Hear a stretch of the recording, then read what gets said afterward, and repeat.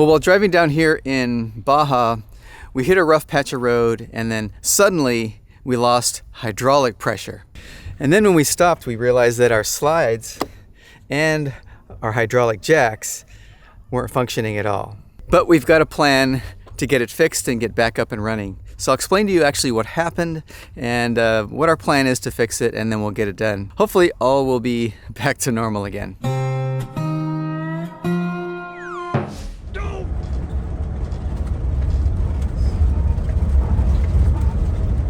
Now, after a pretty long driving day, we experienced a lot of rough patches, some decent road, but it's not our first time down here, so we knew what to expect.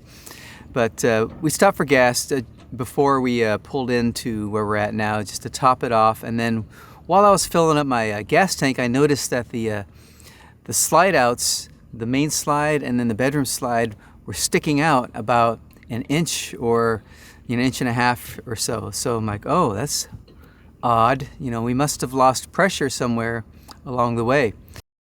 We pulled off after the gas station and thought we'd just kind of try to hit the button and pull the slides in. And the motor was spinning, the pump motor, but nothing was actually coming in. Nothing was happening. So I thought I'd try the jacks too to see if those were affected by this issue, and those didn't work either. So I figured it's probably some sort of pressure issue, but it was late in the day and we just went ahead and got to where we're going to settle in for a while, which is this spot here, and then figure it out later. So we went out and had some margaritas and just kind of decompressed from the day, and then started figuring out what the problem was the next day. Now, while I was testing it, a friend next to us, Jared, noticed a bunch of hydraulic fluid just spewing out the back underneath the RV. So that gave me a good indication of where to look, because the manifold area looked kind of fine, but then crawling under there, there was just a lot of hydraulic fluid. And after I pulled a lot of the hoses out and stuff, I actually found the problem. Now, I was hoping it was going to be a fitting or a loose fitting or something that maybe came loose, that I could just tighten it and we'd be back in business. But the more I dug into it, I found that the hose itself was probably about that far from the end, was actually damaged. It had slid in between two pieces of metal, like around our propane tank and a beam above it, and got pinched in there and just got loose somehow.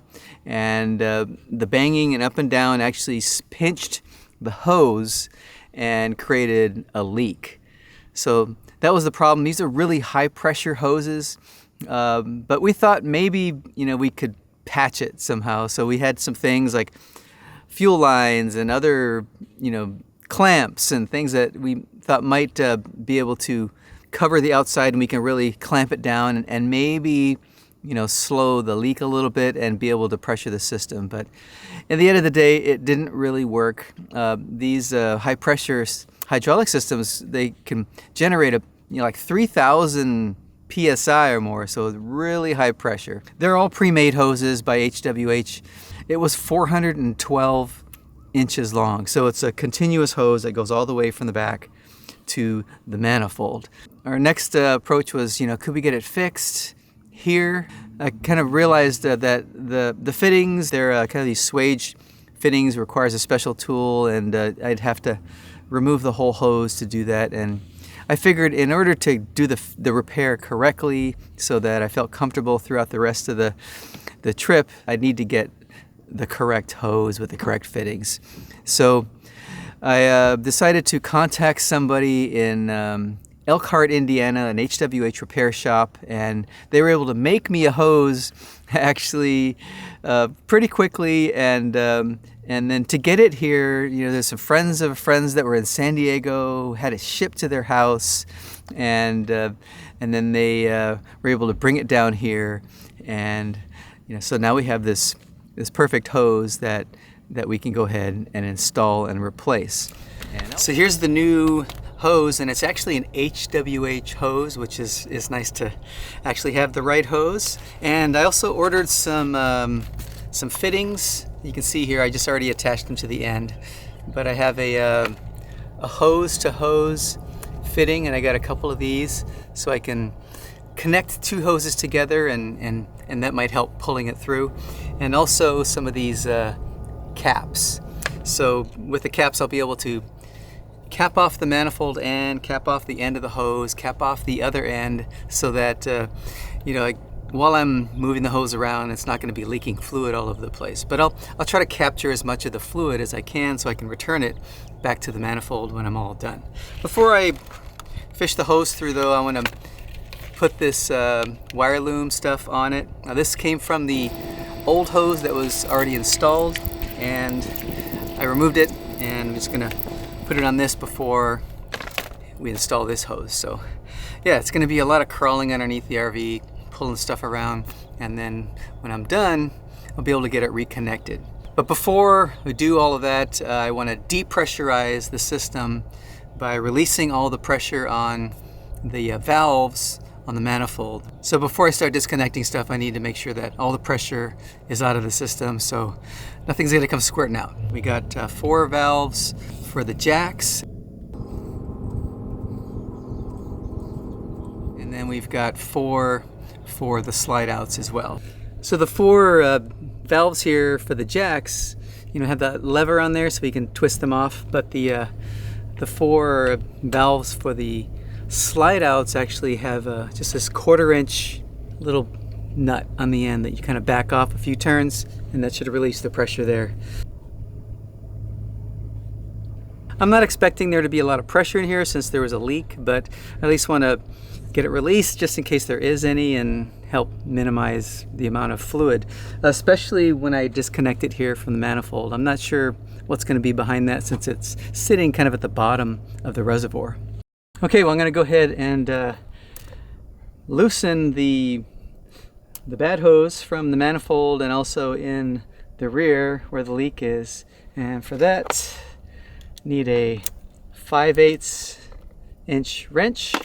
Got a couple different sizes just in case I need a smaller one for a tight spot. And that's all I need to release this one, but the hose to hose fitting that I have also needs a I think 1/2 inch for that, and the the cap is actually a 9/16. So just want to make sure I have everything ready when I need it. And to catch any fluid that comes out, I have an empty HWH hydraulic oil quart container and a funnel, so I'll just stick the hose in here in case anything is in there that needs to be drained. So if I get it in here, I'll be able to reuse it easily.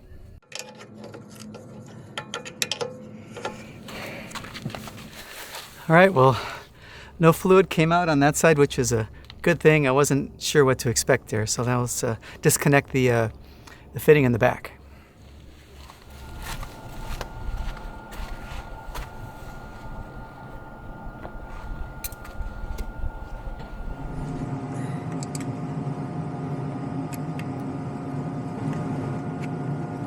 It's really tight.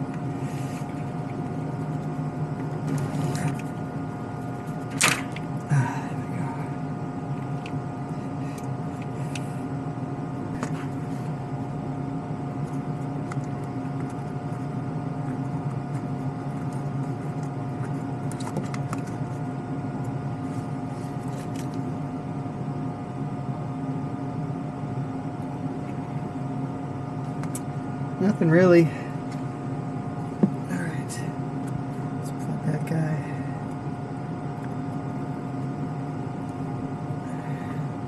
Cap this end so there isn't any muck in it.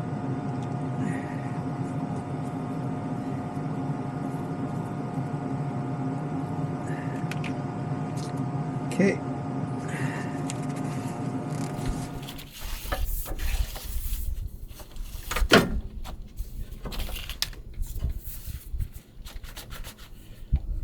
All right, next step here is I've attached the new hose to the old hose and put a little gaffer's tape on here to hold this protecting thing in place so it doesn't slide out. And then I'm going to use the old hose and just kind of gradually pull it through all the little slots and clamps that are in there. So we'll see how it goes.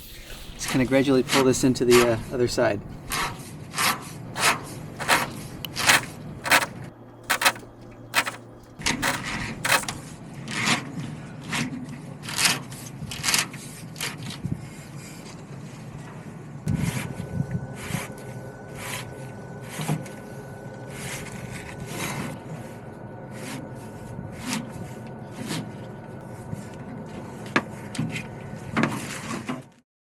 Alright, let's reconnect this guy.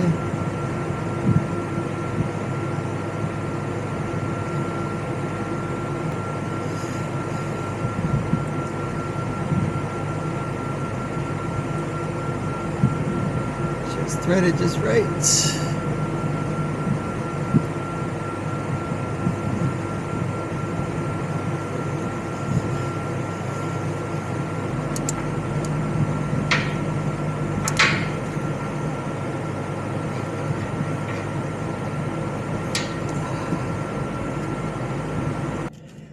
Okay, last one.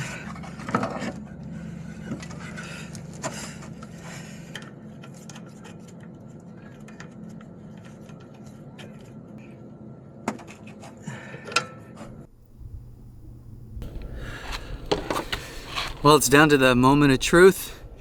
I just need to tighten down the valves again to make sure they hold pressure. And them clockwise till it's tight. And then we'll fire it up and see if we can hold pressure and actually move the slides and stuff. So fingers crossed. All right, we're gonna fire up the rig, try to pressurize the system, see what happens. Just gonna press the button. Go ahead and start it up, Melissa. All right, first thing I'm gonna do is I'm gonna try to bring the main slide in, so that should pressurize the system. We'll see what happens.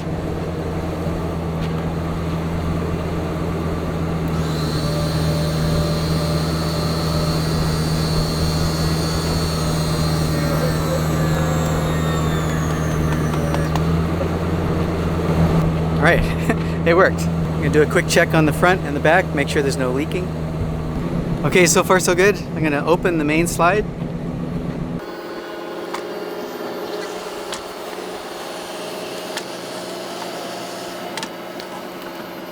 Take out the rear slide.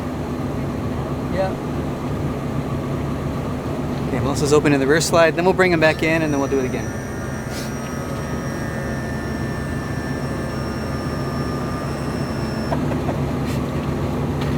All right, everybody's happy.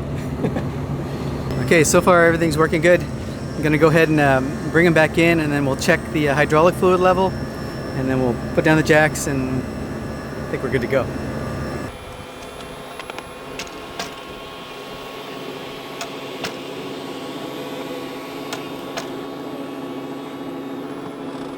Alrighty.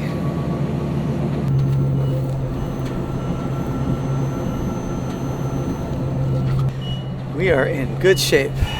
All right, I think we're good to go. So I'm gonna store them now. And then we'll get everything in, check the fluid, and then we'll be done.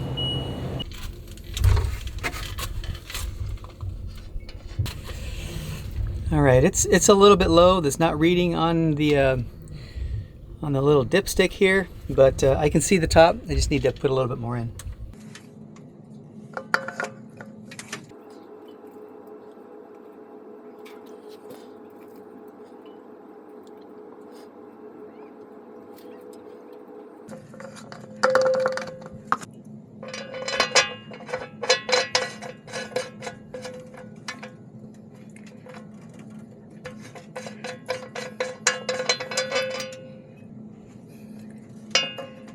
A little bit more.